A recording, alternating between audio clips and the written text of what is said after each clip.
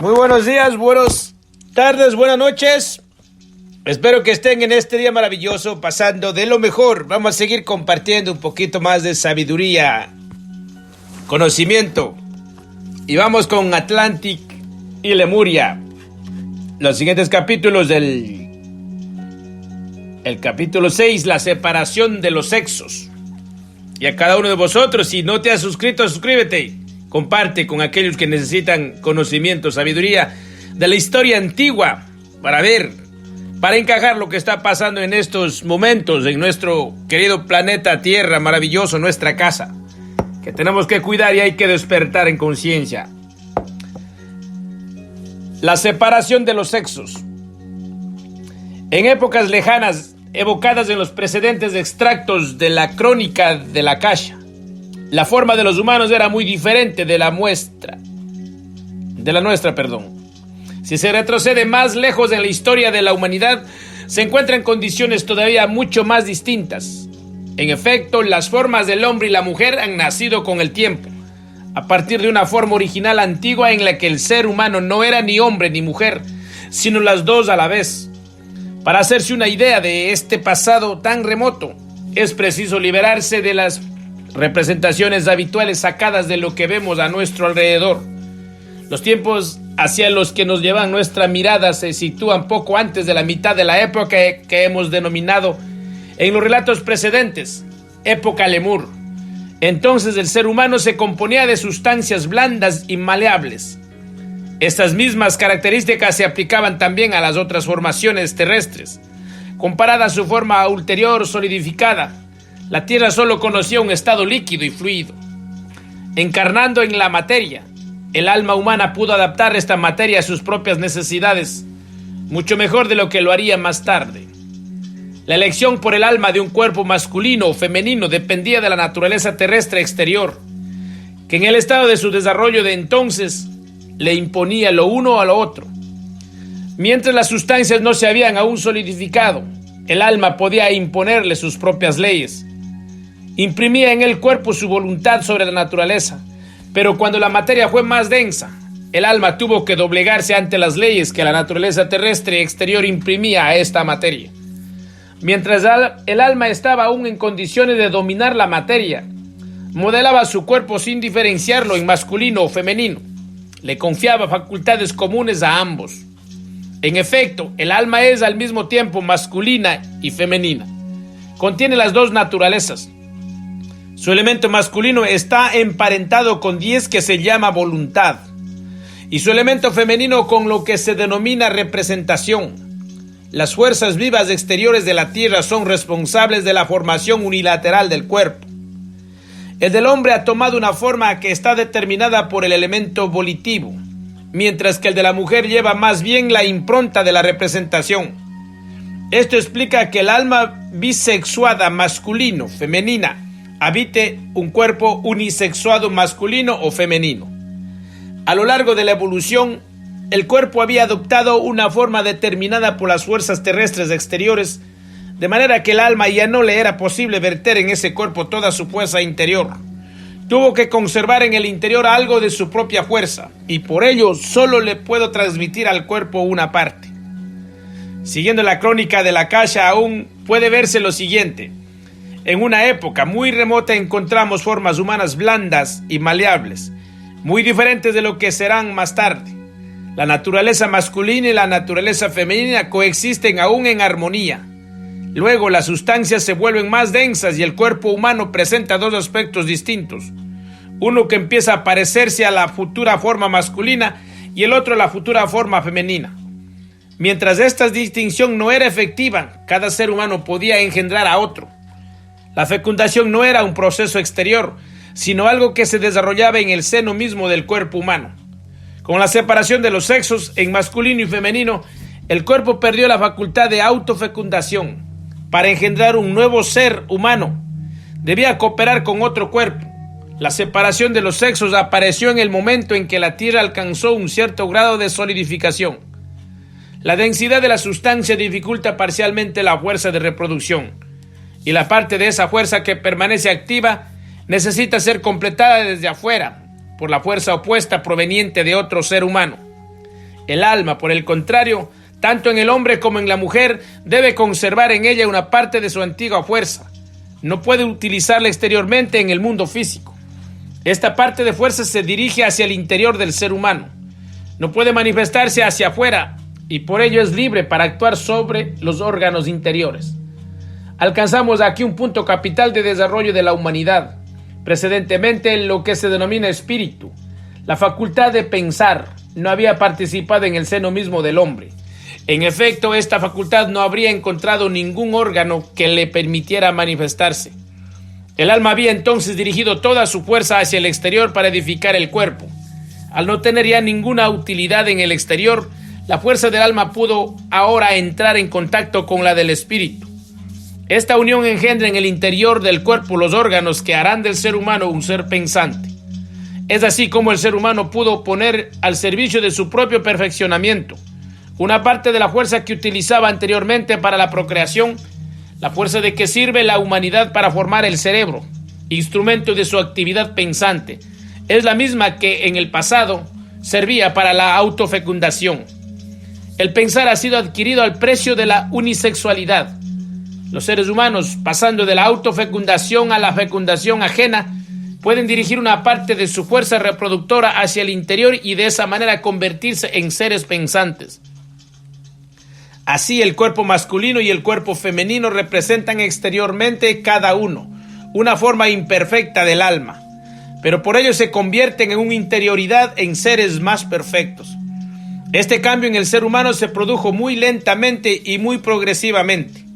Al lado de la forma humana bisexuada, aparecieron poco a poco las formas unisexuadas más recientes, lo que se lleva a cabo en el momento en que el hombre se convierte en un ser espiritual. Corresponde nuevamente a una especie de fecundación. Los órganos interiores que pueden ser elaborados por la fuerza excedente del alma son fecundados por el espíritu. El alma, como tal, tiene una doble naturaleza masculina-femenina. Igualmente, sobre esta base edificaba antes su cuerpo.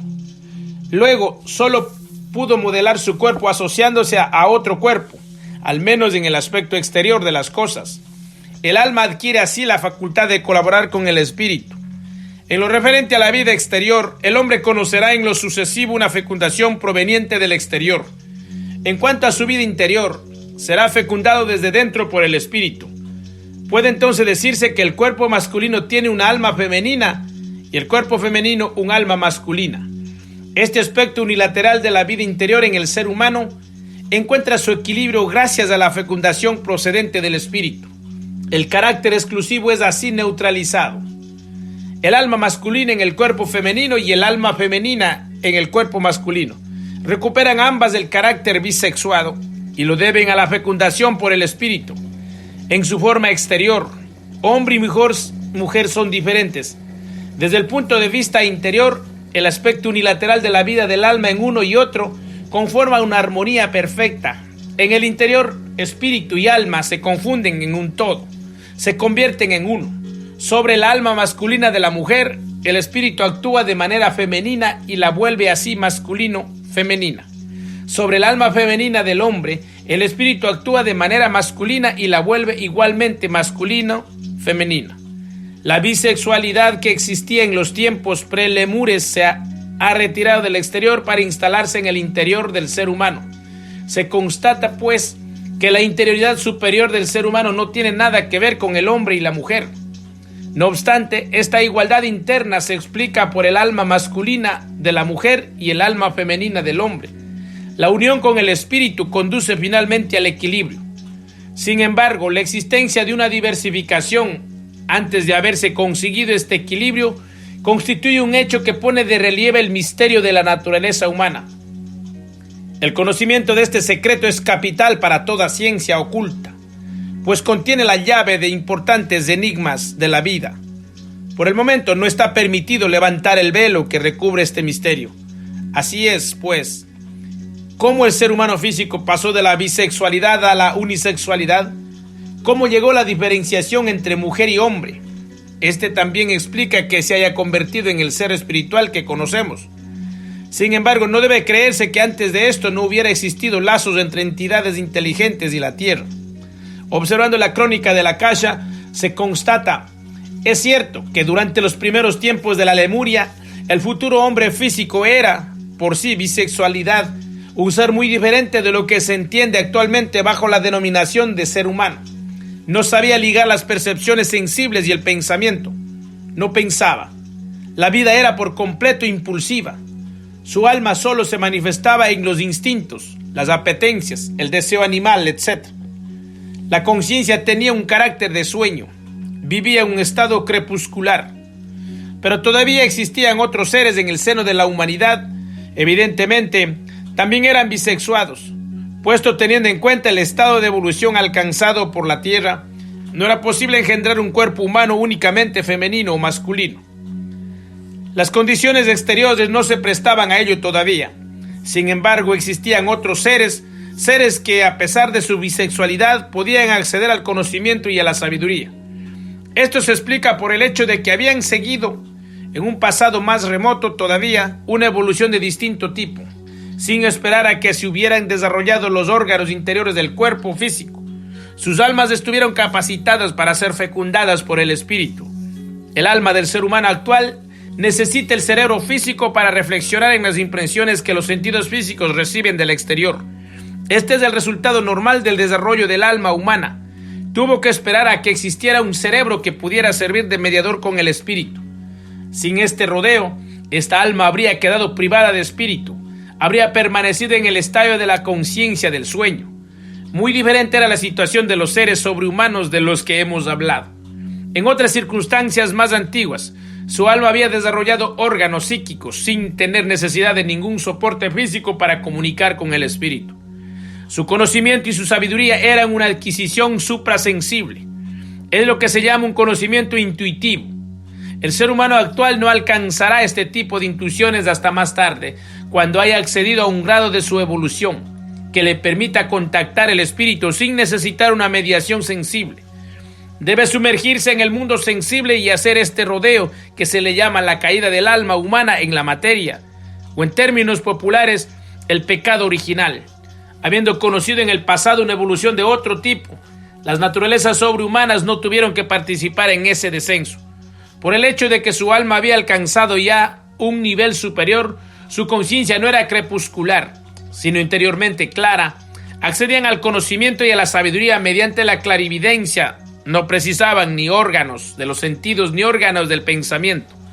La sabiduría que había modelado el mundo irradiaba directamente en su alma. Esto les permitía ser los guías de esta joven humanidad, aún en estado de conciencia crepuscular. Eran portadores de una sabiduría muy antigua, a cuya comprensión la humanidad debía acceder tomando esta vida indirecta. Su única diferencia con relación a los que se denomina seres humanos consistía en el hecho de que la sabiduría les llegaba como un don libre procedente de lo alto. A semejanza de los rayos del sol que se vierten en nosotros, el ser humano estaba en una situación diferente. Debía adquirir la sabiduría mediante el trabajo de sus sentidos y de su pensamiento. En un primer tiempo, esta sabiduría no le llegó como un don libre. Debía desearla. Primero es preciso que el hombre desee esta sabiduría, luego podía apropiársela por medio de sus sentidos y de su órgano del pensar.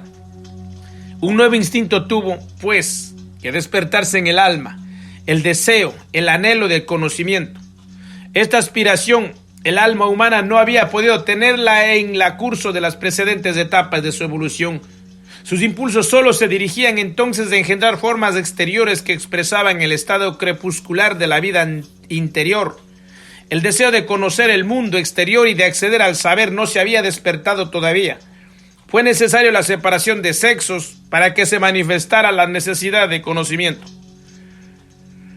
A los seres sobrehumanos la sabiduría se les manifestó a través de la clarividencia, precisamente porque no cultivaban este deseo. Esperaban que esta sabiduría se vertiera en ellos, al igual como nosotros esperamos la luz del sol que nosotros mismos no podemos hacer aparecer durante la noche, pero que nos ilumina cada mañana. La necesidad de conocimiento proviene del hecho de que el alma elabora órganos internos, cerebro, etc., que le permiten acceder al saber. En efecto, la fuerza del alma se desvía parcialmente de exterior para obrar en el interior. Los seres sobrehumanos, por el contrario, no han realizado esta separación de fuerzas del alma. dirigen toda la energía de su alma hacia afuera. Para fecundar por el espíritu el mundo exterior disponen, pues, de la misma fuerza que el ser humano dirige hacia el interior. Para construir los órganos de conocimiento, la fuerza gracias a la cual el ser humano se vuelve hacia el exterior, para colaborar con el prójimo, es el amor. Los seres sobrehumanos dirigen todo su amor hacia el exterior a fin de permitir que la sabiduría universal se vierta en su alma. El ser humano solo puede dirigir una parte de sus fuerzas hacia el exterior. Se ha convertido en un ser sensible y su amor también se ha vuelto sensible. Sustrae al mundo exterior una parte de su ser para consagrarla a la construcción de su mundo interior. Esto corresponde a lo que se denomina egoísmo. Cuando el ser humano llegó en su cuerpo físico a hombre o a mujer, solo pudo consagrar a otros una parte de su ser. Con la otra parte se aisló de su entorno. Se volvió egoísta. No solo toda su acción dirigida al exterior se volvió egoísta, sino también su aspiración tendiendo a un desarrollo interior. Amaba porque exigía ser satisfecho y pensaba porque también en ello buscaba satisfacción. Era impulsado por el deseo de saber. Los guías, estos seres sobrehumanos de naturaleza desinteresada y llenos de amor, estaban confrontados al ser humano pueril y egoísta. El alma de esas entidades superiores no habitan en un cuerpo de hombre o de mujer. Ella misma es masculino, femenina. Su amor no procede de un deseo. Antes de la separación de sexos, el alma inocente del ser humano amaba de la misma manera, pero como se encontraba todavía en un grado inferior de su evolución, el de conciencia de sueño no podía conocer. El alma de los seres sobrehumanos ama de la misma forma. Sin embargo, puede conocer porque ha alcanzado un grado avanzado de su desarrollo. El ser humano debe pasar por el egoísmo para luego, en un nivel superior, reencontrar una actitud desinteresada, pero entonces en plena conciencia lúcida. La tarea de los seres sobrehumanos, de los grandes guías, consistía en imprimir en el joven ser humano aquello que los caracterizaba, el amor. Solo podían hacerla en aquella parte de la fuerza del alma orientada hacia el exterior. Esto engendró el amor físico, que es el corolario de la actividad del alma en un cuerpo masculino o femenino. El amor físico se convierte en la fuerza de la evolución humana sobre la tierra. Este amor reúne al hombre y a la mujer en tanto que seres físicos, y de este amor depende la progresión de la humanidad terrestre. Las entidades sobrehumanas solo tenían el dominio sobre este amor. La otra parte de la actividad del alma humana, la que está dirigida hacia el interior y que mediante el rodeo de la experiencia sensible debe aportar el conocimiento, escapa de la influencia de estos seres sobrehumanos. Ellos mismos no se habían encarnado nunca hasta desarrollar los órganos interiores correspondientes. Su instinto dirigido hacia el exterior podía revestirlo de amor, porque este amor dirigido al exterior formaba parte de su naturaleza profunda. Esto creó un abismo entre ellos y la humanidad nueva. Pudieron conferir el amor al ser humano bajo la forma física, pero eran incapaces de darles el conocimiento, ya que su propio conocimiento no había transitado jamás por los órganos interiores, que son atributo exclusivo del ser humano. No sabían servirse de un lenguaje que hubiera podido comprender un ser dotado de cerebro. Los órganos interiores del ser humano, en el nivel de la existencia terrestre situada hacia la mitad de la época Lemur, estuvieron ya maduros para comunicar con el espíritu. En un estado de evolución mucho más antiguo, habían sido formados ya una vez muy imperfectamente, pues en tiempos muy remotos el alma había transitado por encarnaciones físicas. Había habitado una sustancia densa, no sobre la tierra sino sobre otros cuerpos celestes. Las precisiones sobre este tema solo podrán darse más adelante. Por el momento podemos decir que los seres terrestres vivieron antiguamente sobre un planeta en el que, habida cuenta las condiciones de entonces, se desarrollaron hasta un nivel que tenían cuando llegaron a la Tierra. Se despojaron de las sustancias de este precedente planeta, al igual que se desestima un vestido, y por ello se convirtieron, en este nivel de su evolución, en meros núcleos anímicos dotados de sensibilidad, de sentimiento, etc., capaces de llevar este tipo de vida crepuscular que les era propio aún en los primeros estadios de su existencia terrestre. Las entidades sobrehumanas de las que hemos hablado, los guías en el dominio del amor, han ya alcanzado en el planeta precedente tal grado de perfección que ya no tuvieron que descender para venir a desarrollar los fundamentos conducentes a la formación de órganos interiores. Existía todavía otros seres no tan avanzados como estos guías del amor, pero que en el planeta precedente formaban parte de los seres humanos. Si bien eran sus precursores, al inicio de la formación terrestre habían ciertamente avanzado más que el ser humano, pero permanecían igualmente en un estadio en el que el acto de conocimiento requiere órganos interiores. Estos seres estaban en una situación particular.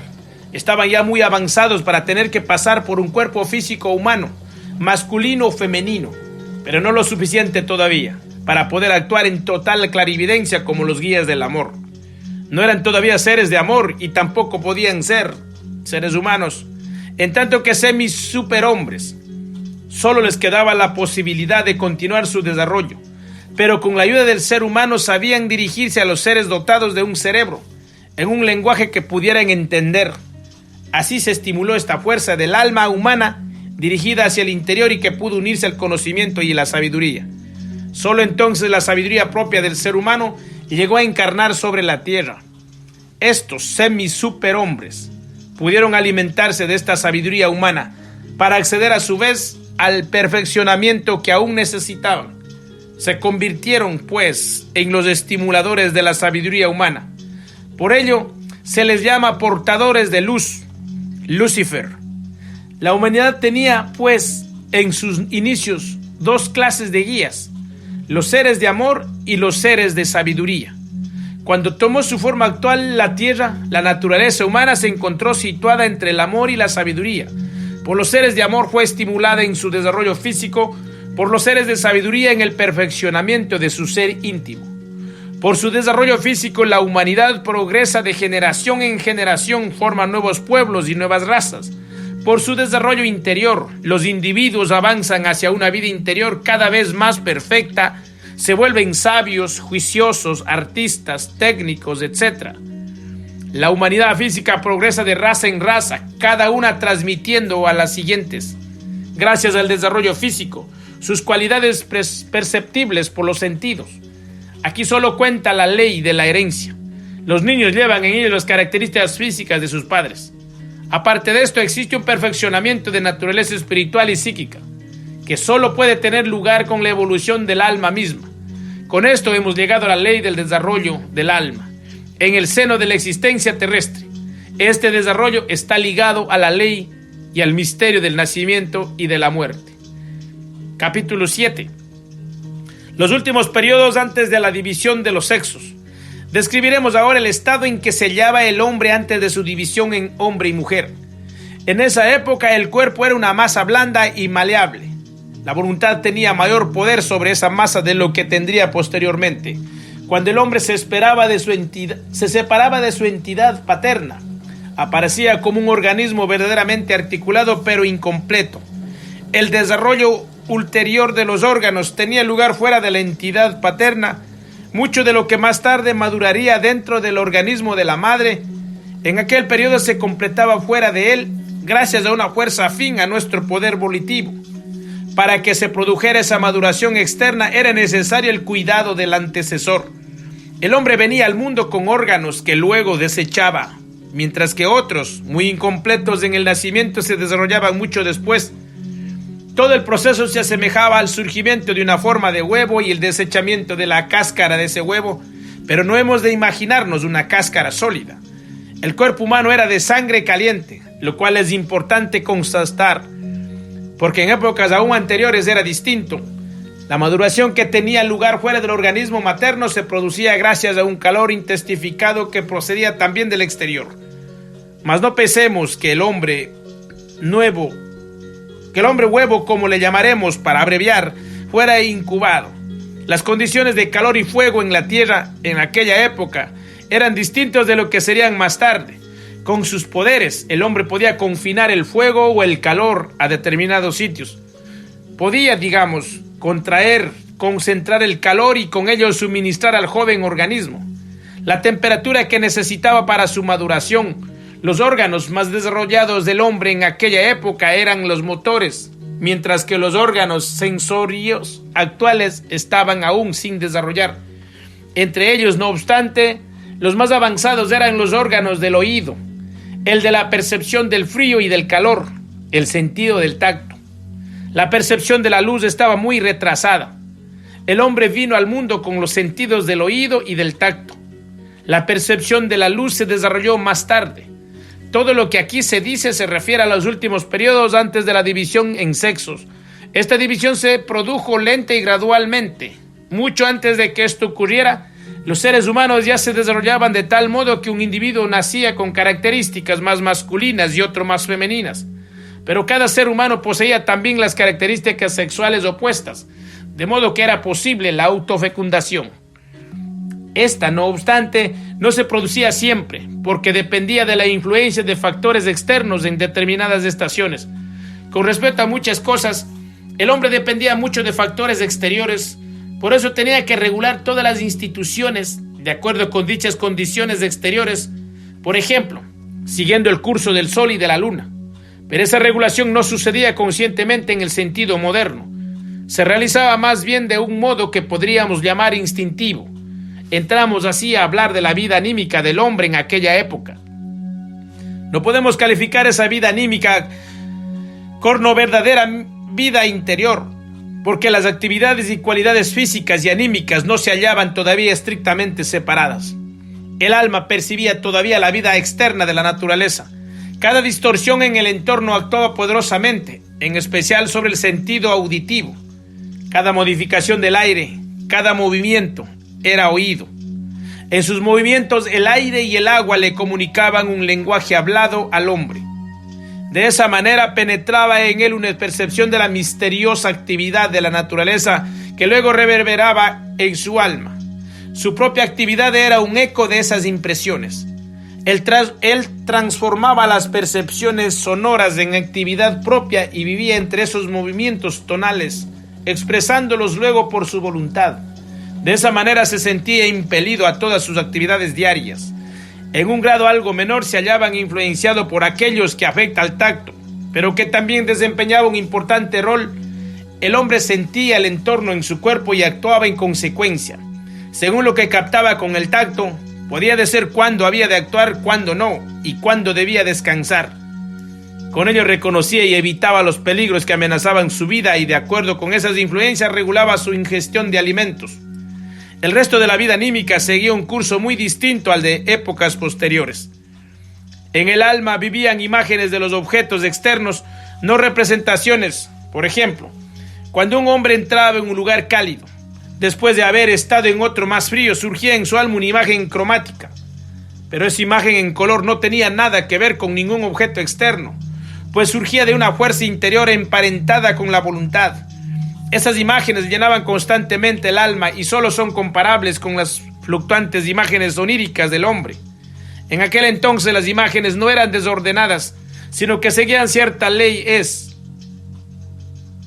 Por esta razón, en esta etapa de la humanidad, se habría de hablar de una conciencia e imágenes, y no de conciencia onírica. Lo que más llenaba esa conciencia eran las imágenes cromáticas, pero no eran las únicas. El hombre se desplazaba por el mundo y por su oído y tacto. Participaba en sus acontecimientos, pero en su vida anímica. Ese mundo se refleja en imágenes distintas a lo que existía en el mundo externo. La alegría y el dolor estaban asociados con las imágenes anímicas, mucho menos de lo que lo están hoy nuestras representaciones que reflejan percepciones del mundo externo. Si bien es cierto que una imagen despertaba felicidad, otra displacer, otra odio y otra amor, esos sentimientos tenían un carácter mucho más débil. Por otra parte, los sentimientos fuertes eran despertados por otras cosas. En aquellas épocas, el hombre era mucho más activo que después. Todo lo que le circundaba y también las imágenes en el interior de su alma le estimulaban a la actividad, al movimiento. Cuando esa actividad podía llevarse a cabo sin obstáculos, el hombre sentía placer, pero si esa actividad era refrenada de una forma u otra, sentía displacer e incomodidad. La ausencia, presencia de obstáculos a su voluntad era lo que determinaba el contenido de sus sensaciones, su gozo y su dolor. Esa alegría o ese dolor volvían a descargarse a su vez en su alma en el mundo de imágenes vivas. En su interior vivían imágenes luminosas, claras y bellas cuando podían sentirse completamente libres en sus acciones. Imágenes oscuras y desagradables surgían en su alma cuando se reprimían sus movimientos. Hasta ahora hemos descrito el hombre medio, porque entre aquellos que se habían convertido en una especie de seres sobrehumanos, la vida anímica era distinta. Esta no tenía un carácter instintivo, pues a través de sus sentidos del oído y del tacto percibían profundos misterios de la naturaleza que podían interpretar conscientemente. En el rugir del viento, en el susurro de los árboles, se elevaban las leyes, la sabiduría de la naturaleza. Las imágenes en el interior de su alma no representaban meros reflejos del mundo externo, sino semejanzas de los poderes espirituales del mundo. No percibían objetos sensorios, sino entidades espirituales. El hombre común vivenciaba, por ejemplo, temor, y surgía una imagen fea y oscura en su alma. Pero el ser sobrehumano, con dichas imágenes, recibía información y revelaciones de las entidades suprasensibles. Los procesos de la naturaleza no se le aparecían motivados por las leyes inanimadas de la naturaleza, como lo hacen hoy, para el científico, sino como acciones de seres espirituales. La realidad externa no existía, porque no había sentidos externos, pero la realidad espiritual le era accesible a esos seres superiores. El espíritu brillaba en ellos, como el sol brilla en los ojos físicos del hombre de hoy. En esos seres, a la cognición podríamos llamarla conocimiento intuitivo. En su pleno sentido, para ellos no existía el asociar y especular, sino la percepción inmediata de la actividad de seres espirituales. Por ello, esos individuos sobrehumanos podían recibir comunicaciones del mundo espiritual que penetraban directamente en su voluntad y luego, conscientemente, dirigían a otros hombres. Su misión la recibían del mundo del espíritu y actuaban en consecuencia.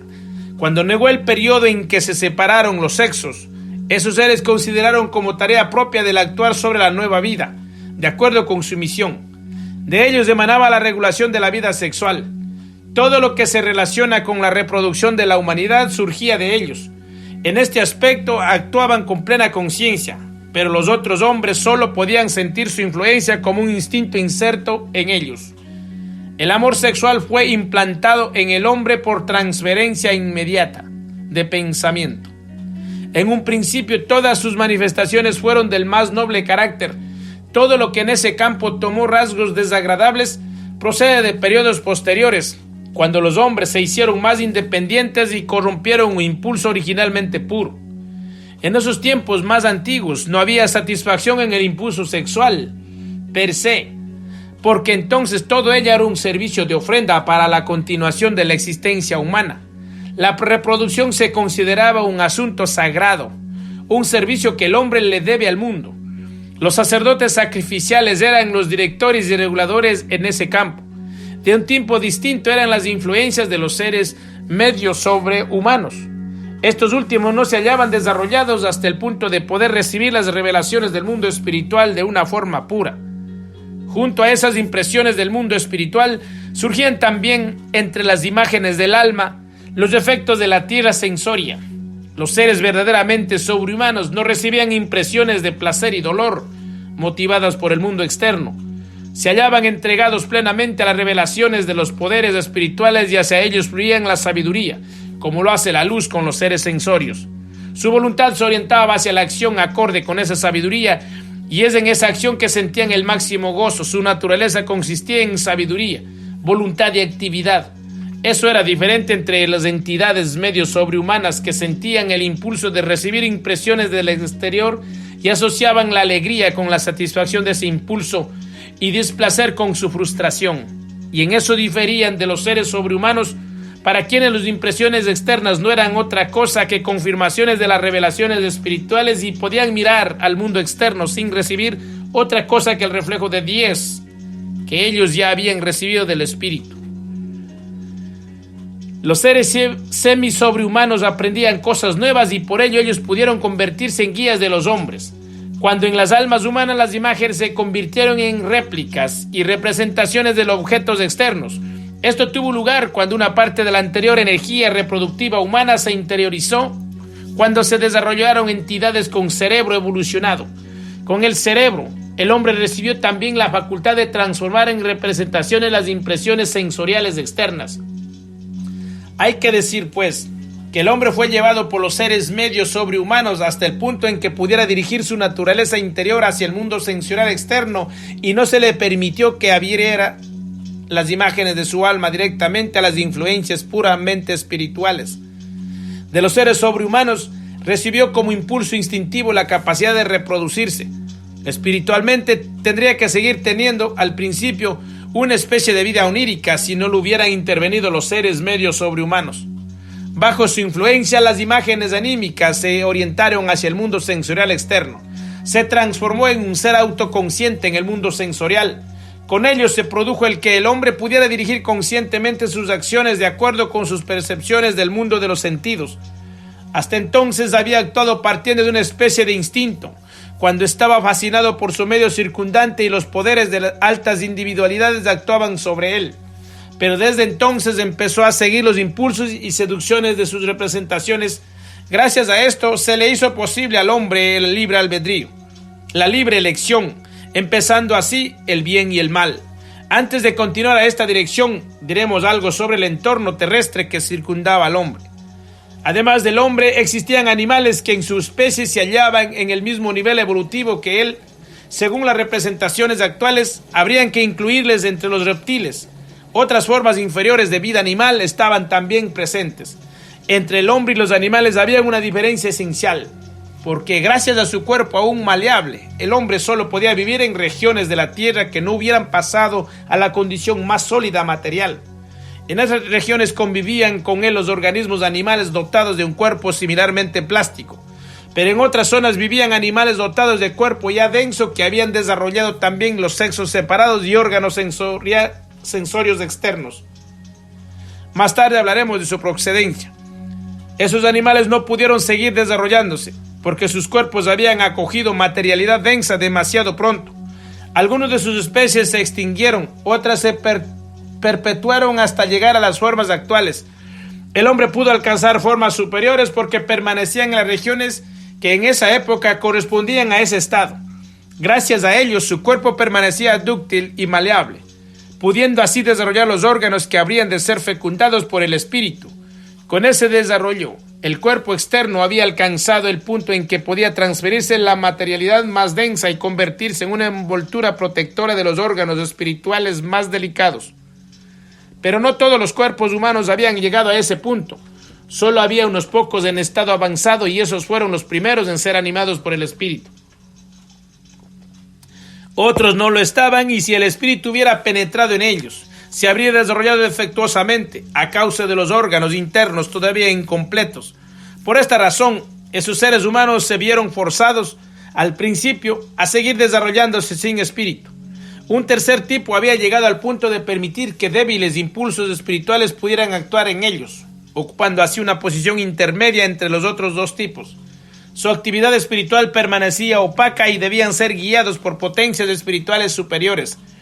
Es evidente que también existían todo tipo de transiciones posibles entre esos tres grupos. El desarrollo posterior se hizo posible entonces solo en aquellas partes de los seres humanos que habían adquirido formas superiores a expensas de otras. Al principio los que carecían de espíritu tuvieron que ser abandonados, pues cualquier función con ellos para fines reproductores habrían hecho descender a los superiores a su nivel. Por eso se separó de ellos todo lo que hubiera sido dotado de espíritu y ello produjo que estos descendieran cada vez más al nivel animalesco. De ese modo se desarrollaron juntos al hombre animales homínidos. El hombre tuvo que dejar a una parte de sus hermanos atrás a fin de poder ascender a un nivel superior. Ese proceso, sin embargo, siguió produciéndose porque entre los hombres dotados de una opaca vida espiritual, los que se hallaban un poco más avanzados solo pudieron seguir avanzando, asociándose con otros aún superiores y separándose de los que estaban menos dotados de espíritu. Solo así pudieron desarrollar cuerpos capaces de recibir al espíritu humano completo. Después de un tiempo, el desarrollo físico acabó llegando a una especie de tope, en el que todo lo que estuviera por encima de una cierta frontera siguió siendo humano. Mientras tanto, las condiciones de la Tierra habían cambiado de tal manera que cualquier otro desprendimiento ya no podía seguir produciendo criaturas de características animales porque acababan pereciendo. Lo que había sido empujado al mundo animal o bien se extinguió o sobreviven los diferentes animales superiores, hemos de considerar a estos últimos como seres que tuvieron que detenerse en una etapa anterior del desarrollo humano y que no retuvieron la forma que tenían cuando se produjo la separación, sino que descendieron de un nivel superior a un inferior. Los simios, pues, son hombres de una época pasada en evolución regresiva. Y si el hombre fue una vez menos perfecto que ahora, los homínidos fueron en el pasado más perfectos de lo que hoy son. Lo que han permanecido en el campo del humano sufrió un proceso similar, aunque dentro de los límites humanos, a muchas tribus salvajes habría que considerarlas como descendientes degenerados de formas humanas que estuvieron una vez más altamente desarrolladas y si bien no acabaron hundiéndose en la animalidad, sí descendieron al estado salvaje.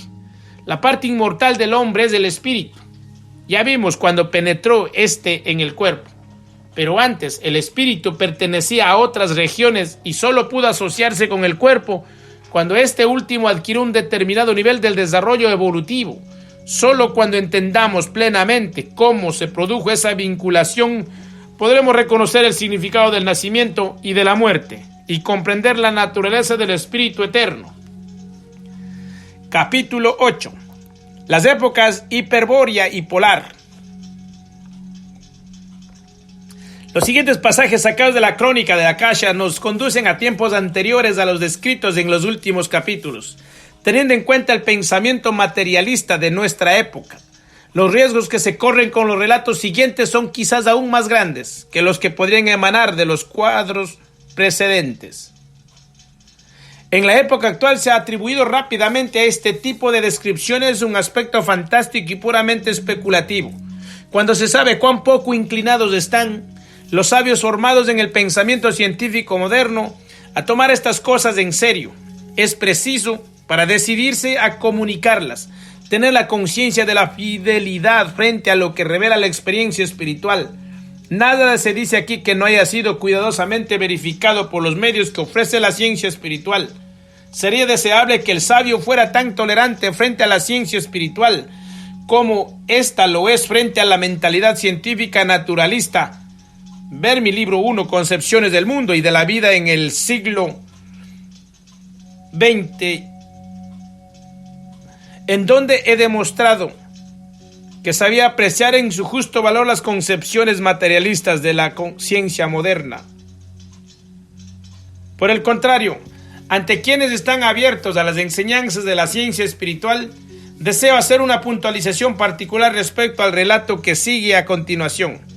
Nos proponemos aquí evocar datos extremadamente importantes. Pertenecen a épocas hace tiempo concluidas. No es fácil descifrar esta época de la crónica de la Akasha. Por otra parte, el autor del presente relato no pretende una aceptación ciega de su autoridad, simplemente quiere comunicar los resultados de su investigación, conducida al máximo de sus posibilidades. Acepta gustosamente todas las rectificaciones procedentes de personas competentes en la materia, como que los signos de los tiempos lo exigen. Se hace un deber de divulgar estos acontecimientos de la evolución humana.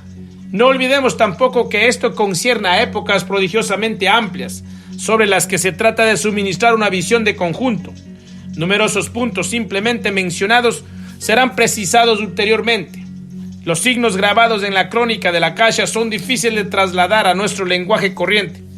Es más fácil expresarlos en el lenguaje hecho de signos simbólicos usado en las escuelas ocultistas. Sin embargo, actualmente no está permitido todavía divulgarlos.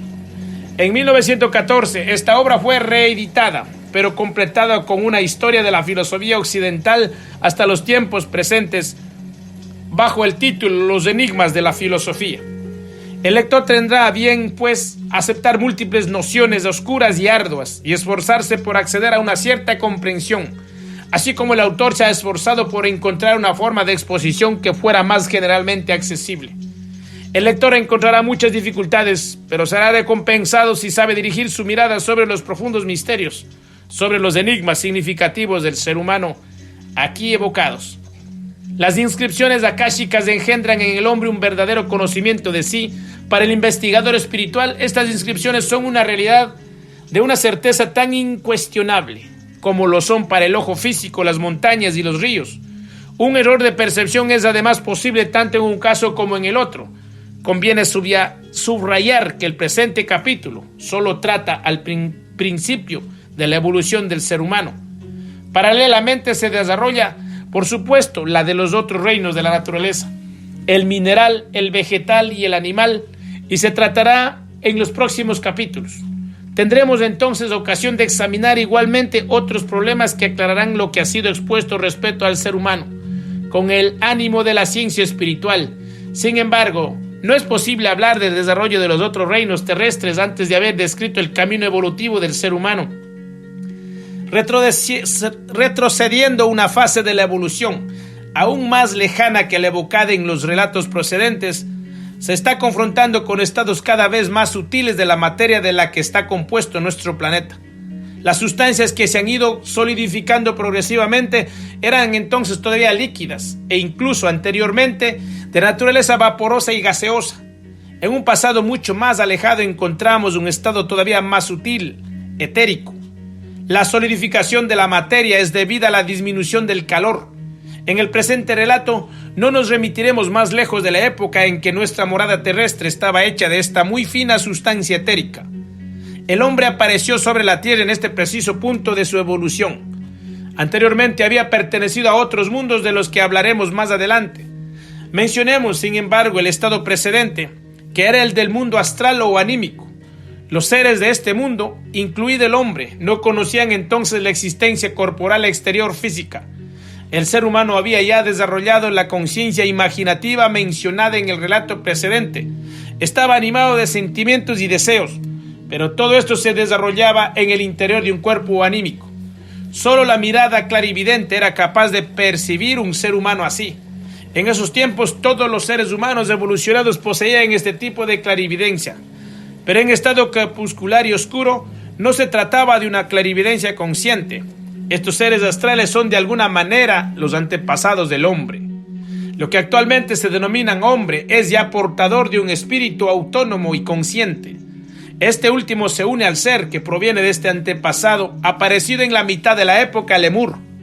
Anteriormente y hemos aludido a esta misión, cuando hayamos relatado la evolución del antepasado humano hasta la época concerniente, volveremos a tratar en detalle esta cuestión. Los antepasados psíquicos o astrales del hombre fueron dirigidos hacia esta materia sutil que es la tierra etérica. Absorbieron esta fina sustancia, un poco como la esponja absorbe un líquido. Penetrándose así de sustancia, formaron sus cuerpos etéricos. Estos tenían la forma de una elipse alargada y delicados matices diferenciando la sustancia anunciaban la colocación de los miembros y de otros órganos a desarrollar ulteriormente. El conjunto de este proceso en el seno de esta masa era de tipo puramente físico-químico, pero regulado y ordenado por el alma. Cuando una semejante masa de sustancia había alcanzado una cierta dimensión, se escindía en dos, semejándose cada parte a la forma de la que había surgido y cada una experimentaba los mismos procesos que ella. Todavía nueva formación estaba dotada de las mismas cualidades psíquicas en la formación madre. Esto provenía del hecho de que el número de almas descendiendo sobre la tierra no era limitado. Más bien hay imaginarse un árbol psíquico que a partir de una raíz común podía engendrar un número ilimitado de almas individuales. Así como una planta puede brotar sin cesar de innumerables granos, de la misma forma la vida psíquica pudo surgir sin cesar de los innumerables brotes salidos de la división incesante que tenía lugar. Sin embargo, desde la separación, el alma solo existe en un número estrictamente limitado de especies. Volveremos a hablar de ello más adelante. Pero en el seno de cada una de estas especies, el proceso se desarrolló tal como hemos descrito. Cada especie de alma engendraba innumerables brotes. Con la entrada en la materialidad terrestre, el alma había experimentado una transformación importante. Mientras las almas no habían asimilado ellas mismas nada de esta materialidad, ningún proceso físico exterior podía actuar sobre ellas. Todas las impresiones que les llegaban eran de la naturaleza puramente psíquica clarividente. Así es como las almas participaban en la vida psíquica de su entorno. Todo lo que existía entonces era vivido de esa forma. Los efectos de las piedras, de las plantas y de los animales, que entonces solo existían como formas astrales anímicas, fueron sentidos como experiencias interiores del alma. En el momento de la entrada en la tierra, algo totalmente nuevo aconteció. Los procesos materiales exteriores ejercieron una acción sobre el alma misma, en lo sucesivo revestida de una envoltura material. Al principio solo fueron los movimientos de este mundo físico exterior los que provocaron movimientos en el interior del cuerpo etérico. Las vibraciones del aire las percibimos actualmente en forma de sonidos. En aquella época, estos seres etéricos reaccionaban de la misma forma a la sacudida de la sustancia etérica circundante. A decir verdad, un ser de este tipo era enteramente un órgano auditivo. Este sentido fue el primero en desarrollarse. Esto prueba con evidencia que el órgano auditivo separado no se formó hasta más tarde. Con la sustancia terrestre desinficándose progresivamente, la entidad psíquica perdió poco a poco la facultad de darle forma. Solo los cuerpos ya formados pudieron todavía engendrar otros semejantes. Apareció un nuevo tipo de procreación. El ser engendrado es un producto considerablemente más pequeño que el ser materno, cuya dimensión solo alcanza poco a poco, mientras que antes no existían los órganos de reproducción. Ahora aparecen. En lo sucesivo, esta formación ya no será simplemente el soporte de un proceso físico-químico. Por otra parte, este no bastaría para poner en marcha la reproducción. En efecto, la materia exterior, desinficada, ya no le permite al alma el transmitir directamente la vida. Por ello, en el interior mismo de esta formación, un sector particular se aisló y se sustrajo a la influencia inmediata de la materia exterior. En adelante solo está sometido a esta acción el resto del cuerpo, el que no fue aislado.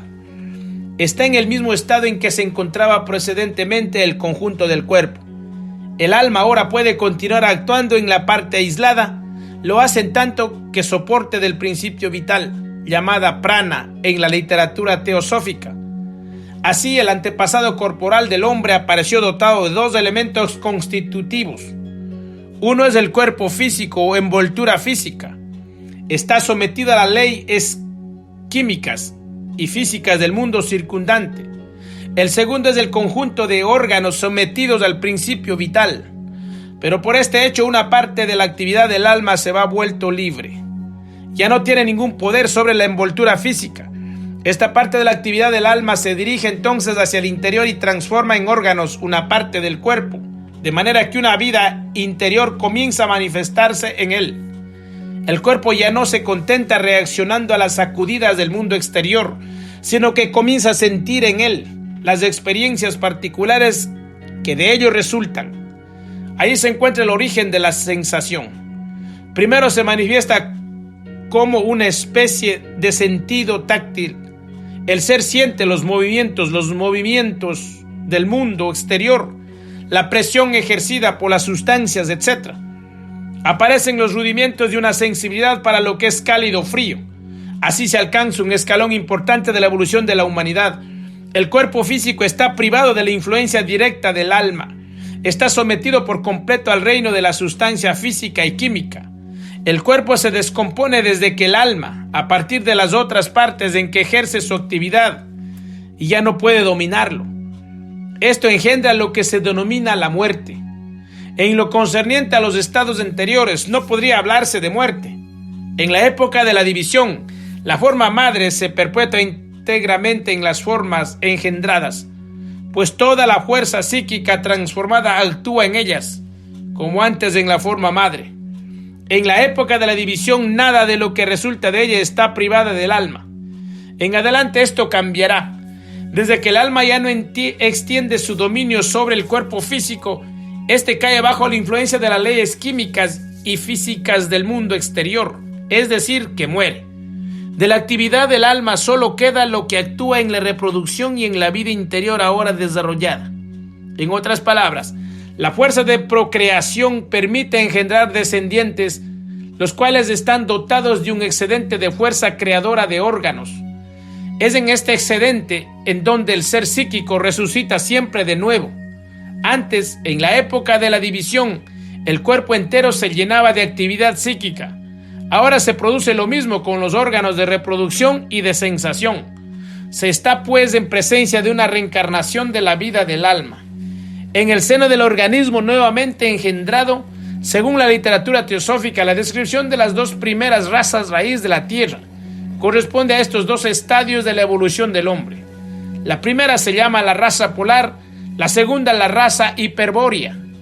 Es preciso representarse que la vida de las sensaciones aparecida en estos antepasados del hombre era aún muy general e imprecisa. Solo dos clases de sensaciones eran entonces autónomas: el oído y el tacto. A consecuencia de la transformación experimentada por el cuerpo y sobrevenida en las condiciones físicas del medio, podría decirse que la forma humana ya no estaba en condiciones de actuar globalmente como oído. Solo una parte particular del cuerpo fue capaz de sentir estas vibraciones sutiles. Suministró los materiales a partir de los cuales se formó progresivamente nuestro órgano auditivo. Sin embargo, la cualidad del órgano táctil permanecía siempre como patrimonio de todo el cuerpo.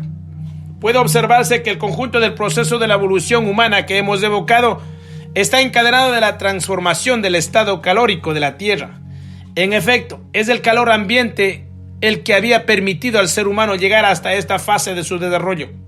Pero el calor exterior había alcanzado un punto que no habría permitido al organismo humano que continuara progresando. En el interior se manifiesta entonces una reacción contra todo nuevo enfriamiento de la Tierra. El hombre se convierte en el creador de su propia fuente de calor. Aquí tenía la temperatura del mundo ambiente. En lo sucesivo aparecen en él órganos que le hacen capaz de desarrollar a él mismo la temperatura necesaria para su vida. Hasta ese momento su ser interior había estado surcado de sustancias en circulación que en esto dependía del entorno. Ahora sabe desarrollar una temperatura que le pertenece en propiedad, destinada a estas sustancias. Los líquidos del cuerpo se convierten en la sangre caliente. Como ser físico, accede a un grado de independencia muy superior al que tenía antes. Toda la vida interior fue intensificada. Antes, las sensaciones aún dependían por completo de las influencias del mundo exterior. La consecución de una temperatura propia dio, por el contrario, al cuerpo una vida física interior autónoma. El alma disponía ahora de un campo de acción en el interior del cuerpo. Podía desarrollar en él una vida que ya no fuera simplemente una prolongación del mundo exterior. Por este proceso, la vida del alma fue atraída a la esfera de la materia terrestre. Anteriormente, las apetencias, deseos y pasiones, así como las alegrías y las penas, solo podían ser engendrados por fuerzas psíquicas. Lo que emanaba de otro ser psíquico despertaba en un alma determinada atracción, repulsión, excitaba las pasiones, etc.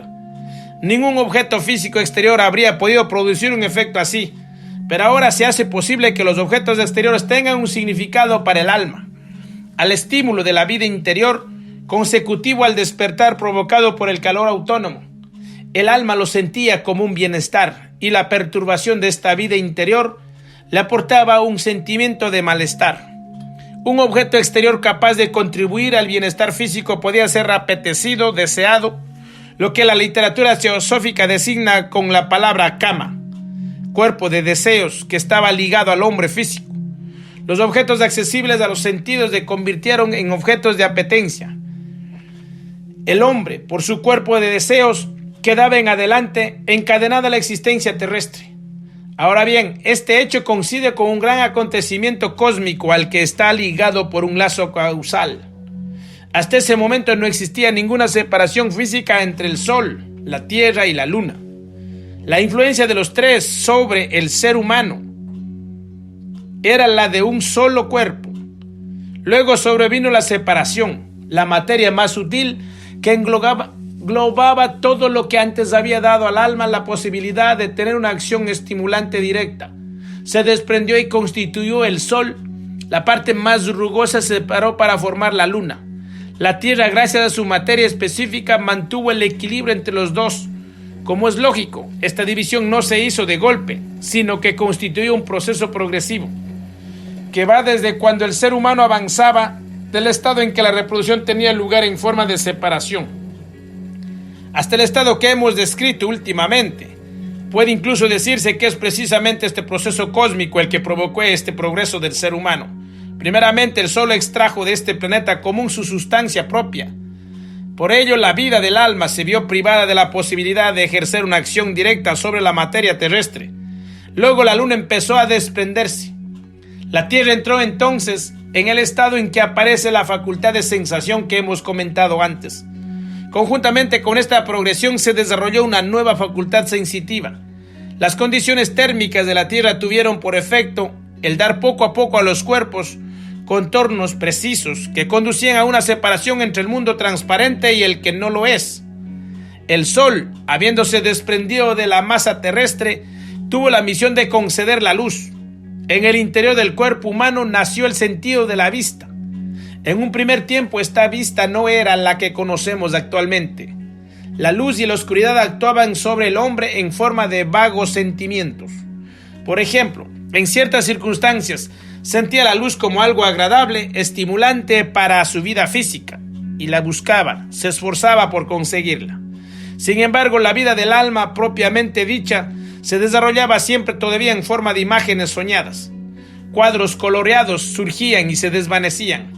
No tenía ningún lazo directo con las cosas exteriores. Estos cuadros coloreados, el hombre los atribuía aún a influencias anímicas. En el caso de impulsos psíquicos agradables, veía surgir colores claros, y cuando era alcanzado por impulsos desagradables, veía imágenes oscuras.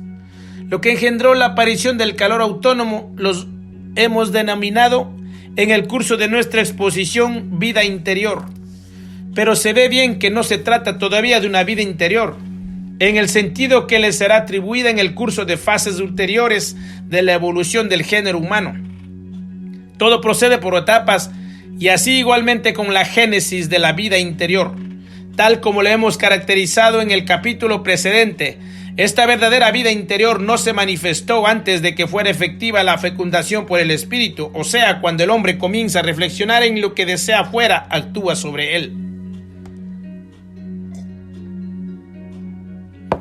Todo lo que aquí hemos podido decir muestra bien cómo el ser humano alcanza poco a poco el estado que hemos caracterizado en el capítulo precedente. En el fondo, ya se está en el corazón de esa época cuando se da la descripción siguiente. Todo lo que el alma había vivido precedentemente en ella misma y atribuido solo a la influencia psíquica, aprende cada vez más a aplicarlo a la existencia física exterior. Lo mismo sucede con las imágenes coloreadas precedentemente. Era una impresión psíquica simpática la que suscitaba en el alma colores claros. Ahora este mismo efecto proviene de una luz clara proveniente del exterior. El alma empieza a ver los colores de los objetos que la rodean. Esto está ligado al desarrollo de nuevos órganos visuales. Para sentir imprecisamente la luz y la oscuridad, el cuerpo poseía en esos tiempos remotos un ojo que actualmente no existe. El mito de los cíclopes provistos de un solo ojo recuerda estos estados pasados. Los dos ojos se desarrollaron cuando el alma comenzó a ligar más íntimamente a su propia vida interior las impresiones luminosas procedentes del exterior. Por el mismo hecho se perdió la facultad de percibir lo psíquico en el mundo circundante. El alma se convirtió cada vez más en el espejo del mundo exterior. Este mundo exterior se reproduce en forma de representaciones en el interior del alma. Paralelamente se realizó la separación de los sexos. Por una parte, el cuerpo humano solo fue accesible a la fecundación por otro cuerpo humano.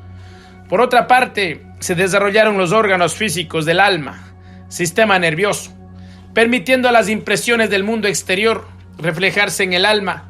De esta forma es como el hombre fue preparado para recibir en el espíritu pensante.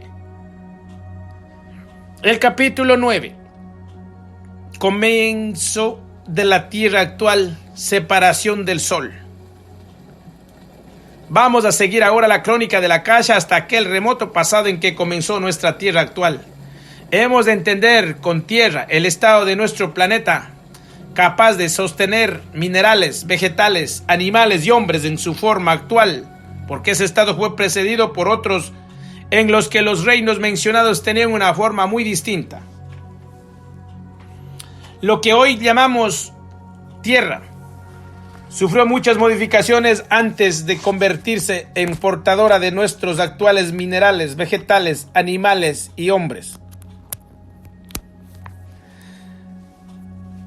Los minerales, por ejemplo, también existían antes, pero en forma muy distinta. Ya hablaremos más tarde. Hoy llamaremos tan solo la atención al modo en que el estado anterior se transformó para llegar al actual.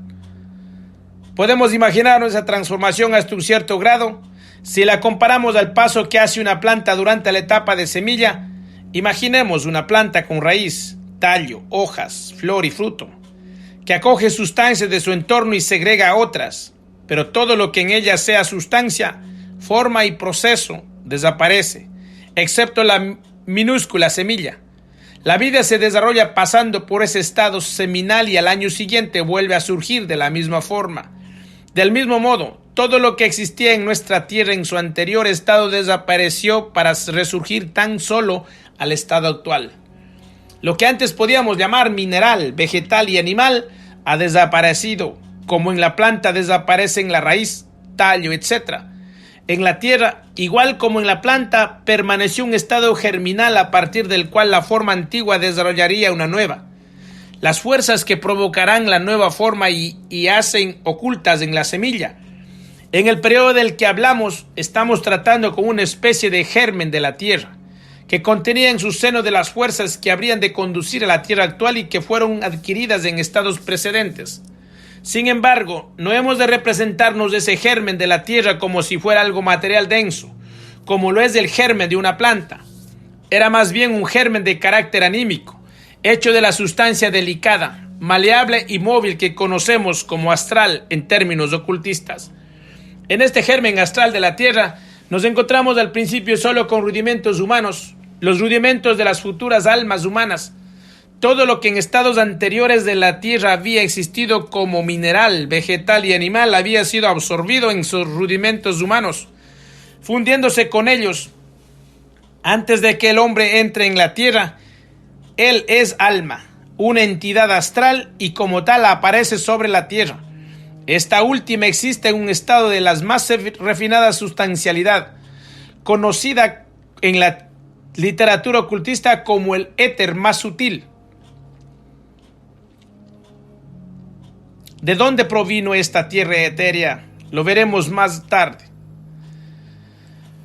Los restos humanos astrales se entrefunden en ese éter e imprimen su naturaleza en él para convertirlo en semejanza de la entidad astral humana.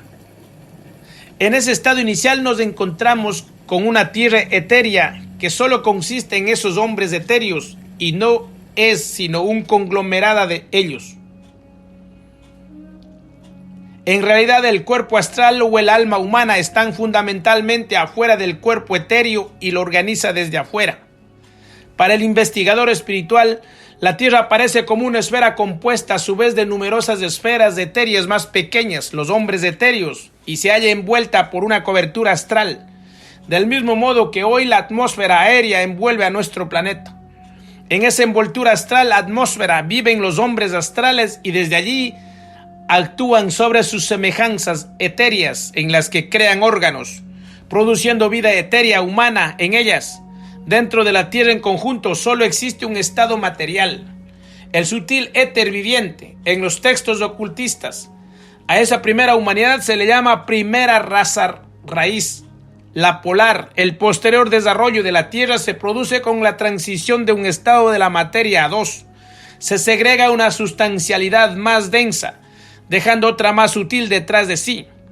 La sustancialidad más densa se parece a nuestro aire y la más tenue es la que hace que se produzcan elementos químicos a partir de sustancia anteriormente indiferenciada. Junto a ellas continúa existiendo el éter viviente, pues solo una parte de él se transforma en los estados materiales. De ese modo nos encontramos con tres sustancias presentes en la Tierra física. Y si los seres humanos astrales, en la envoltura de la Tierra, antes solo actuaban sobre un tipo de sustancialidad, ahora han de hacerla sobre tres. ¿Cómo lo hacen? Lo que se ha convertido en una especie de aire, en un principio se resiste a su actividad y no acepta lo que se halla presente de una manera germinal en los hombres astrales completos. Como consecuencia de ello, la humanidad astral se ha de dividir en dos grupos. Uno de ellos actúa sobre la sustancialidad aeriforme y crea en ella una semejanza suya. El otro grupo logra más, ya que puede actuar sobre las otras dos sustancialidades y crear en ellas su semejanza. hecha de éter viviente, además de otro tipo de éter que genera las sustancias químicas elementales, un éter que llamamos éter químico. Pero ese segundo grupo de seres humanos astrales logró adquirir su capacidad superior separando de él una parte de su naturaleza astral que vino a constituir el primer grupo y condenándola a un tipo inferior de actividad.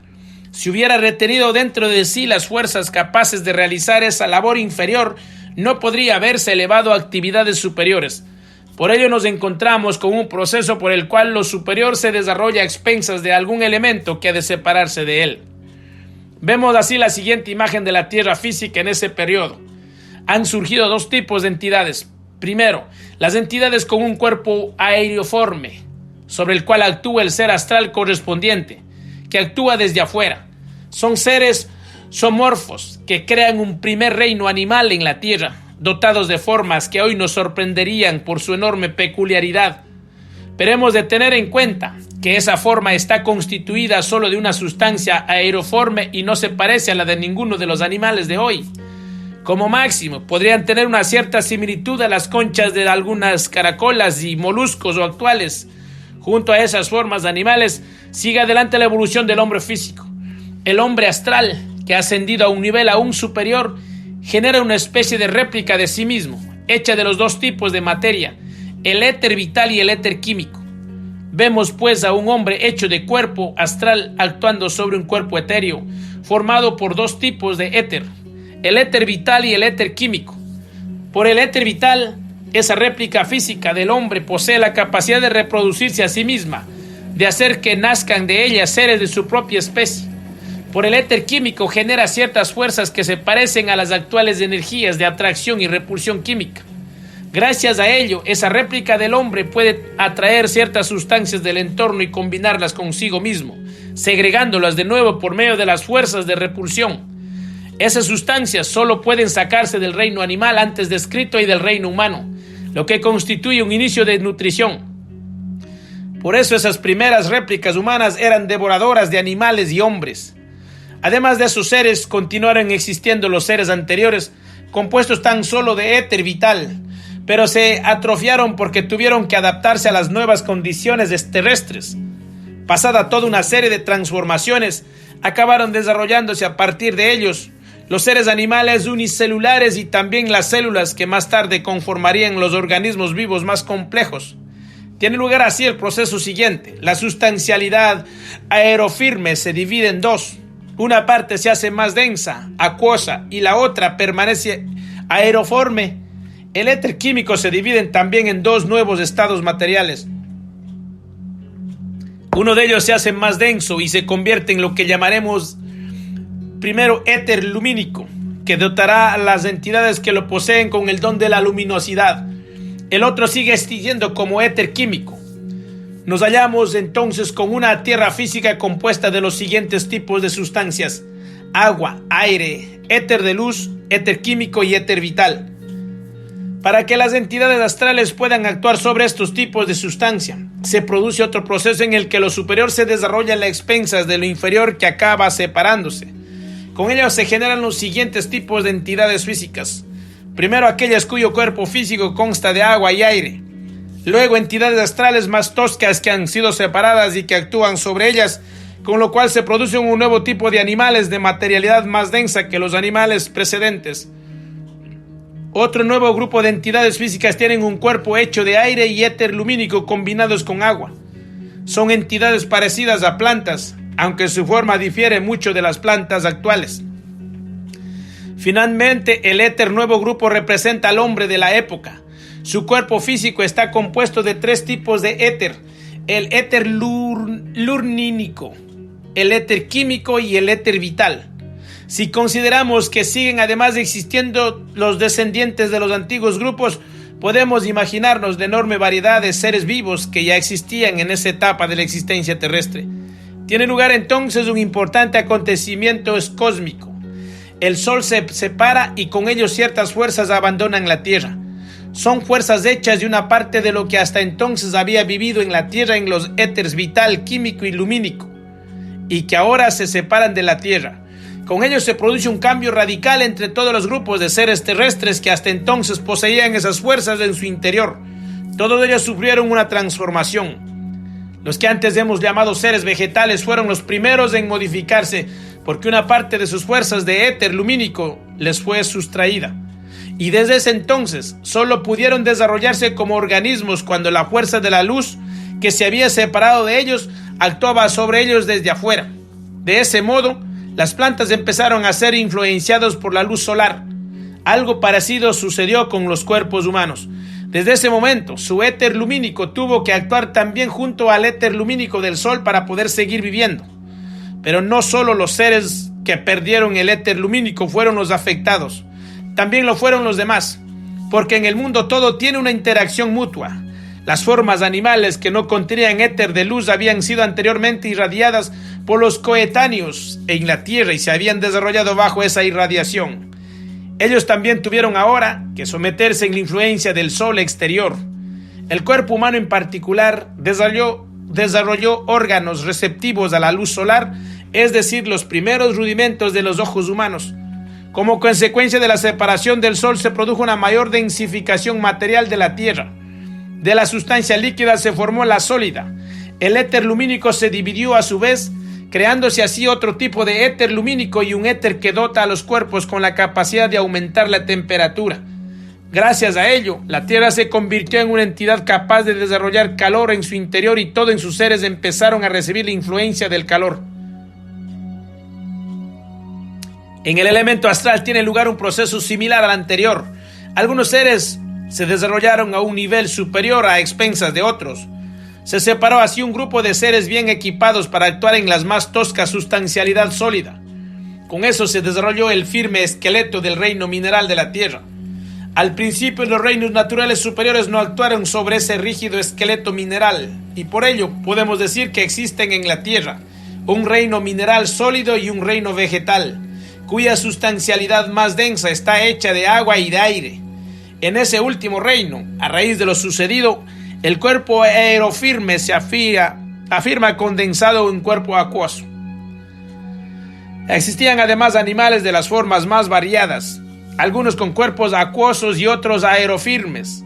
El cuerpo humano también se vio sometido a un proceso de desinficación, llegando a condensar su corporalidad más compacta hasta el nivel acuoso. El éter calórico recién generado impregnaba y recorría ese cuerpo de agua, lo cual le dio una sustancialidad que podríamos considerar gaseosa. Ese estado material del cuerpo humano se conoce en las obras de la ciencia iniciática con el nombre de niebla ígnea. El hombre se halla encarnado en ese cuerpo de niebla ígnea. Con esto, el examen de la crónica akáshica ha llegado al punto inmediatamente anterior a la catástrofe cósmica producida por la separación de la luna desde la Tierra. Capítulo 10. La salida de la luna.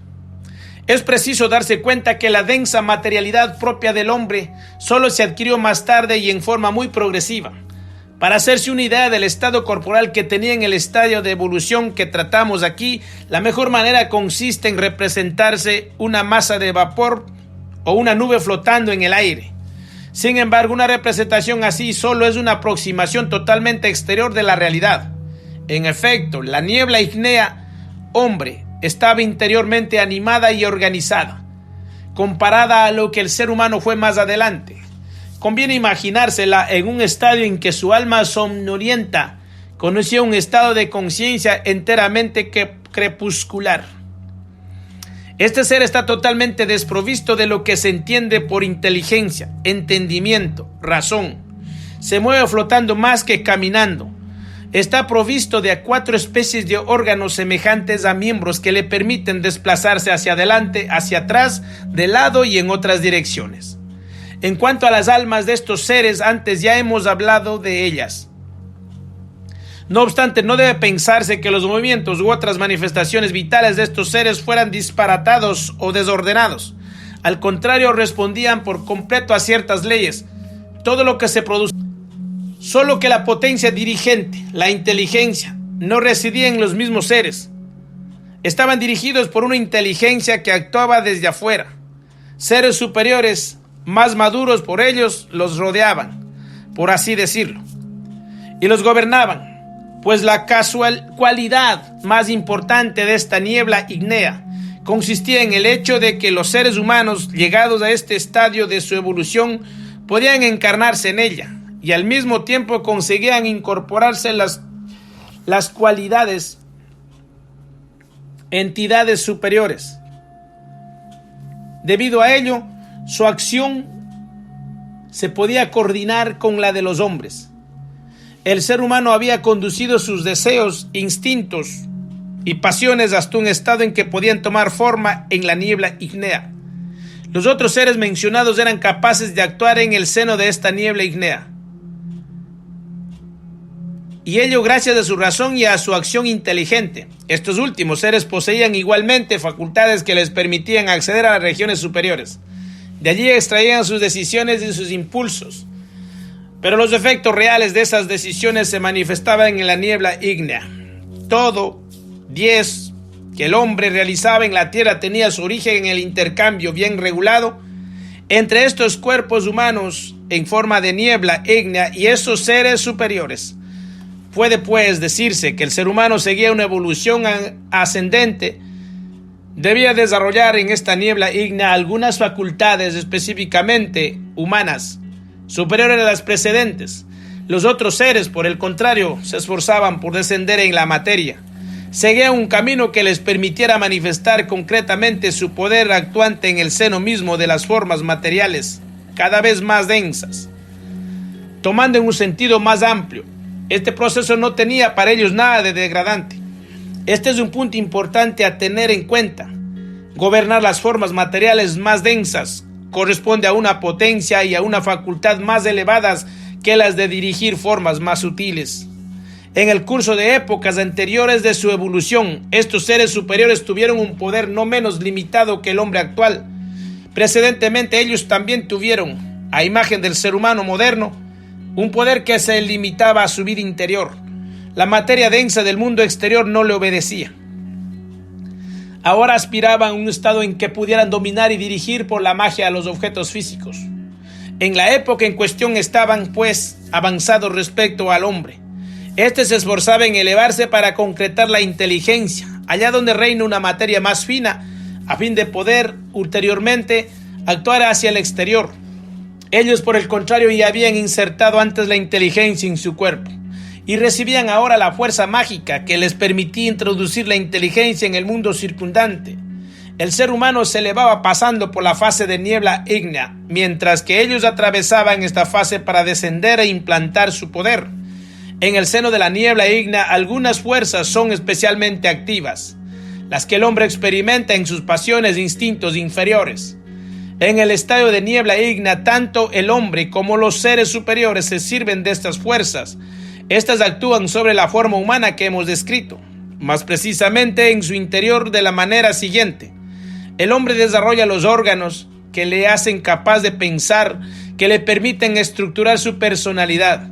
Por el contrario, en los seres superiores estas mismas fuerzas actúan en el estadio en cuestión, de manera que les permitan servirse de ellas para crear, de forma totalmente impersonal, las instituciones de la tierra.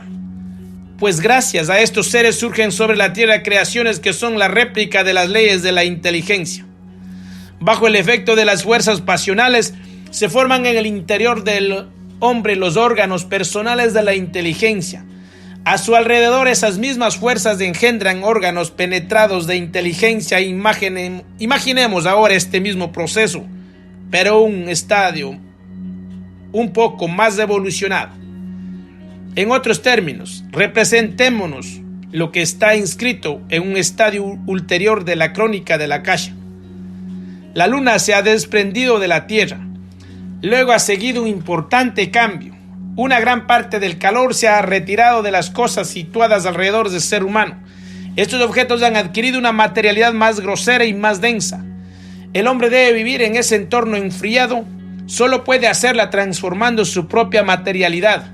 Esta densificación de la sustancia entraña una modificación de las formas, pues la niebla ígnea sobre la tierra ha cedido el puesto a otro estado muy diferente. En consecuencia, los seres superiores de los que hemos hablado y ya no pueden disponer de la niebla ígnea como soporte de su actividad. Ya tampoco pueden ejercer su influencia sobre las manifestaciones de la vida íntima del hombre, que anteriormente constituían su principal campo de acción, pero mantuvieron poder sobre las formas humanas que ellos mismos habían previamente engendrado a partir de esta niebla ígnea. Este cambio acontecido en la dirección de su acción va paralelo con una metamorfosis de la forma humana. Una mitad provista de 2 órganos del movimiento se ha convertido en la parte inferior del cuerpo, que por este motivo se erige en el principal soporte de la nutrición y de la reproducción. La otra mitad fue, de alguna manera, orientada hacia arriba, y los otros 2 órganos de movimiento se convirtieron en los rudimentos de lo que serían las manos.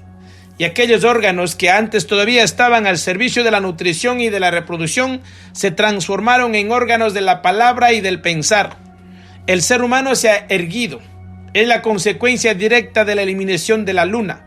Junto con la luna han desaparecido del globo terrestre todas las fuerzas que permitían al ser humano, en la época de la niebla ígnea, autofecundarse y procrear seres semejantes a él, sin tener necesidad de recurrir a influencias procedentes del exterior. El conjunto de la parte de abajo, que a menudo se denomina la naturaleza inferior, quedó bajo la influencia inteligentemente organizada de las entidades superiores. Cuando la masa de fuerzas, ahora aislada en la luna, estaba unida a la tierra, estas entidades podían ejercer todavía su acción en el interior del hombre. Ahora tienen necesidad de la colaboración de los sexos para obtener el mismo efecto. Esto explica por qué los iniciados siempre han considerado la luna como el símbolo de las fuerzas de reproducción. Estas fuerzas están, de alguna manera, ligadas a la luna, y estas entidades superiores están emparentadas con la luna. Son, por así decir, divinidades lunares.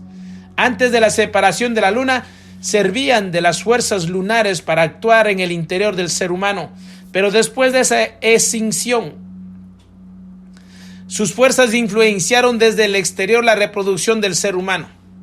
También puede decirse que estas fuerzas espirituales nobles, que anteriormente se servían de la niebla ígnea para actuar sobre los instintos superiores del hombre, ahora han descendido para ejercer su poder en el plan de la procreación. En efecto, son nobles fuerzas divinas las que organizan y regulan este dominio.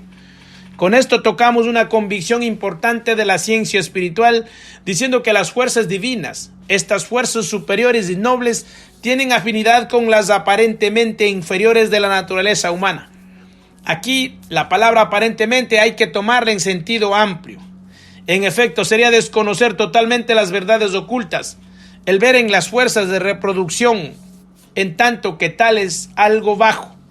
Cuando el ser humano abusa de estas fuerzas, cuando las somete a sus instintos y pasiones, solamente entonces se vuelven nocivas.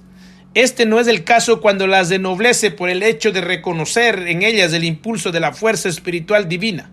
Entonces colocará sus fuerzas al servicio de la evolución terrestre y ejecutará las intenciones de las entidades superiores que hemos caracterizado. Ennoblecer todo lo relativo a este dominio, situarlo en el cuadro de las leyes divinas y no aniquilarlos, es precisamente lo que enseña la ciencia espiritual. La aniquilación solo puede ser el resultado de una interpretación superficial de los principios ocultos, conducidos por error a un ascetismo contra natura. Se constata que en la otra mitad, la de arriba, el ser humano ha desarrollado algo que escapa a la empresa de las entidades superiores descritas. Son otros seres quienes establecen su poder sobre esta otra mitad. Se trata de seres que, en el curso de las precedentes etapas de la evolución, han progresado más lejos que el hombre, pero sin alcanzar por ello el nivel de las divinidades lunares. Todavía no eran capaces de ejercer su poder en el seno de la niebla ígnea. Ahora, una vez alcanzado un estado más avanzado, y que gracias a la niebla ígnea los órganos de la inteligencia han conseguido algo que estos mismos seres ya habían vislumbrado anteriormente. Ahora ha llegado el momento de su acción. Las divinidades lunares ya habían conocido esta inteligencia ordenadora actuando hacia el exterior.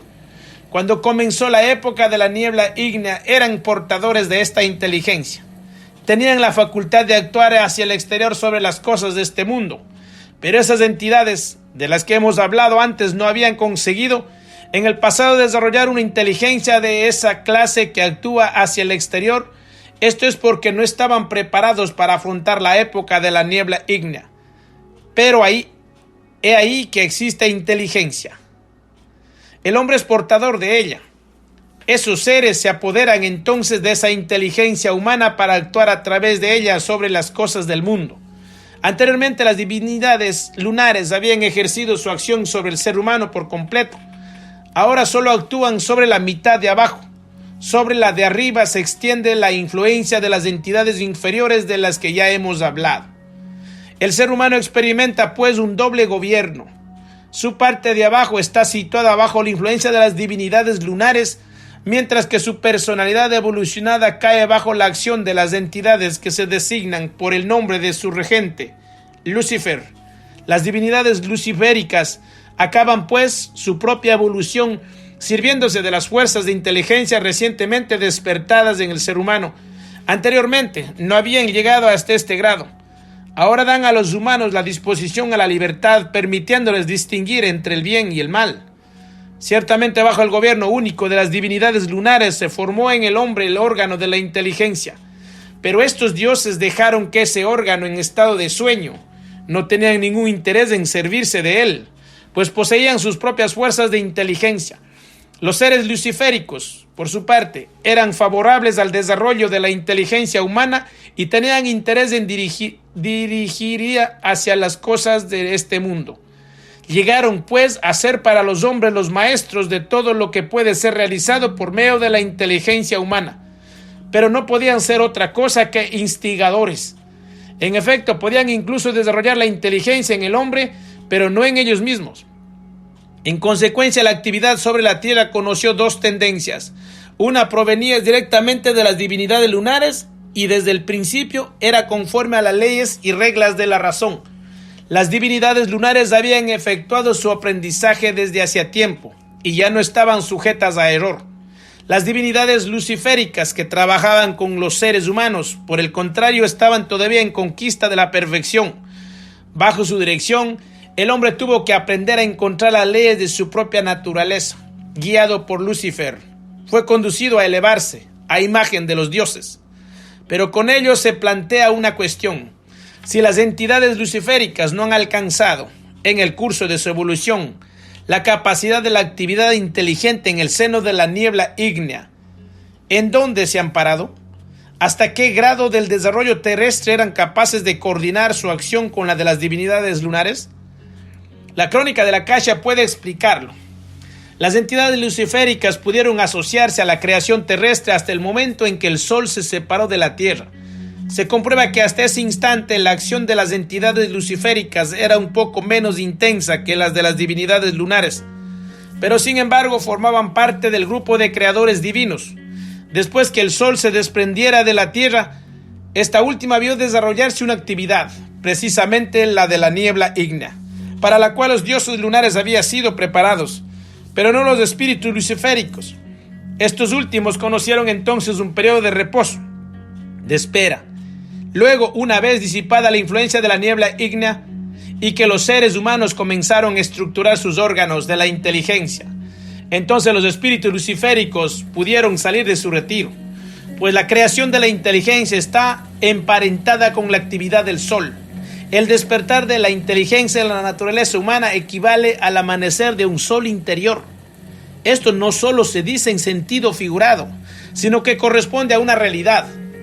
Así, cuando el periodo de niebla ígnea fue disipado de la tierra, estos espíritus encontraron en el interior del hombre la posibilidad de reemprender su actividad que estaba ligada al sol. Esto permite comprender el origen de la palabra Lucifer, es decir, portador de luz. ¿Y por qué la ciencia ocultista llama a estos seres divinidades solares? Todo lo que sigue solo será comprensible si nuestra mirada retrocederá hacia épocas que han precedido la evolución de la Tierra. Es lo que narrarán los próximos relatos extraídos de la crónica de la Akasha. Mostraremos cuál fue, sobre otros planetas, el desarrollo de los seres ligados a la Tierra antes de que pusieran pie sobre ella. Descubriremos con más precisión la naturaleza de estas divinidades lunares y divinidades solares, Con ocasión de ello, el desarrollo de los reinos mineral, vegetal y animal se nos revelará claramente. Bueno, amados hermanos, que el Eterno lo bendiga grandemente. Sigamos caminando en la presencia del gran yo soy, el eterno Dios. Toda esta sabiduría es porque nace en compartirla. Suscríbete y comparte con los que amas. Que tengan un maravilloso día. Bye bye.